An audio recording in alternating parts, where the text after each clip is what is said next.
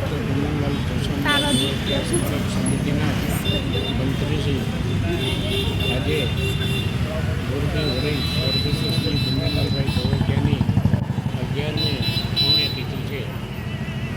સ્વર્ગસ્થ શ્રી કુંદનલાલભાઈ ધોળકિયા ભુજ શહેરના 1952-53માં પ્રથમ નગરવટી તરીકે રહ્યા હતા અને પ્રથમ નગરપતિ તરીકે તેઓ શ્રીએ 17/8/1953ના રોજે ભુજનું હમીરસર તળાવ રાજાશાહી પછી પ્રથમવાર નગરપતિ તરીકે તેમને વધાવ્યું હતું.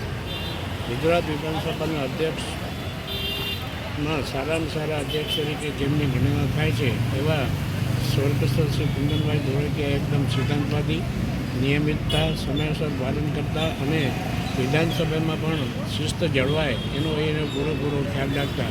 કચ્છની પ્રજાનો કોઈ પણ પ્રશ્ન હોય, ધરતીકંપનો હોય, અતિવૃષ્ટિ હોય કે કોઈ પણ આફત આવી પડે ત્યારે કુંદનભાઈ સૌ પ્રથમ પ્રજાની પડખે રહ્યા છે. અનેક પ્રશ્નોને એને સોલ્યુશન કરેલું છે.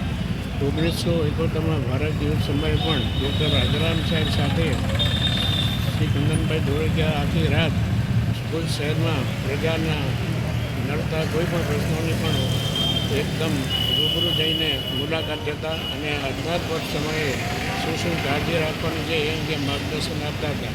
પોતે ગુજરાત વિધાનસભાના અધ્યક્ષ હતા ત્યારે પણ એના ઘરનું નિવાસસ્થાન, અધ્યક્ષના નિવાસસ્થાને પણ 8:30 પછી જરૂર પૂરતી જ લાઇટ કે વપરાશનો ઉપયોગ કરતા અને નહીં તો પછી 8:30 એ લાઇટ બંધ કરી અને પોતાની જરૂરિયાત પૂરતી જ લાઇટનો ઉપયોગ કરતા. આમ પ્રજાના પૈસામાં કોઈ પણ જાતનું વેડફાટ ન થાય અને કરકસર તરીકે જોવાય એ કાલ જોતા રહ્યા છે. એવા ગુજરાત વિધાનસભાના અધ્યક્ષને સ્મારક સમિતિ વતી તેમજ ઉપસ્થિત નગરપતિ તેમજ વિવિધ સંસ્થાના પ્રતિનિધિઓની હાજરીમાં એમને શ્રદ્ધાંજલિ આપું છું અને ઈશ્વર એના આત્માને શાંતિ આપે એવું પ્રાર્થના.